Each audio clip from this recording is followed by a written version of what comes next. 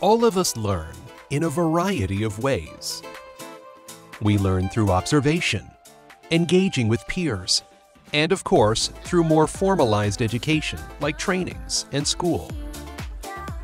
However, whether we intend to or not, we often design our tools and resources from a visual perspective. This can make it difficult for adults and children who navigate the world relying minimally on vision, or with no vision at all. Navigating the world without vision requires a skill set with which most teachers and therapists are not familiar. Fortunately, there are professions with this expertise. As a teacher of students with visual impairments, you ensure students can access information in their classrooms and teach skills to maximize their independence.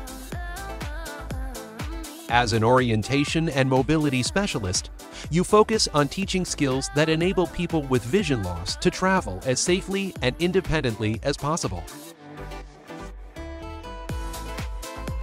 As a vision rehabilitation therapist, you teach independent living skills, assistive technology, and Braille to people of all ages.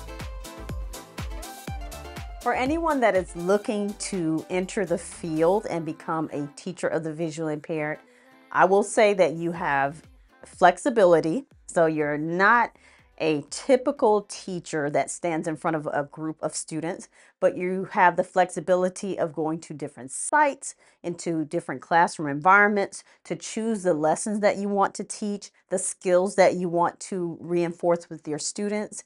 You have the opportunity to learn about different technologies that are available for students with visual impairments. So many opportunities. So again, it's not the typical teacher, but it is a teacher plus. Doing an orientation and mobility, one of the things is making sure people stay safe. One of the things I taught one of my 6th graders this year was just how to tie his shoe, because nobody had done that before. You might think that's not part of orientation and mobility, but that's part of traveling safely. If you trip over your shoelace, that's a problem.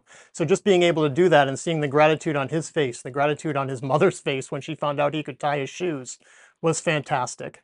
I've been in this field long enough now where kids that I have had for 10 or 12 years have graduated college and come back to me and thanked me for being able to get through college and knowing how to get around on campus and things like that, that just, otherwise they wouldn't have been doing.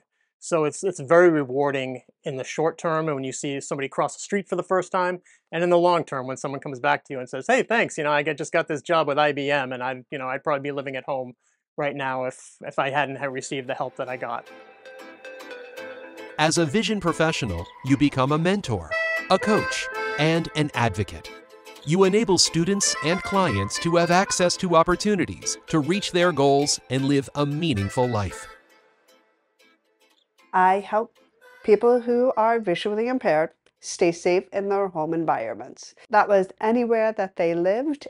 It could be where they worked. It could be where they did after school activities. And I loved it because I could work with teenagers to older adults to families with younger students and teaching them those important skills that really impacted them later on in their lives. And I would recommend this to anyone who wants to make a difference and be impassioned every day. And every day is a new adventure. And being able to work with people in that one-to-one environment there's nothing like it. There is a growing demand for these professionals. You can work in a public school system, you can work in a federal or a state agency, even in a local nonprofit. All you need is a degree, and there's almost immediate placement in a job. The world is wide open for you.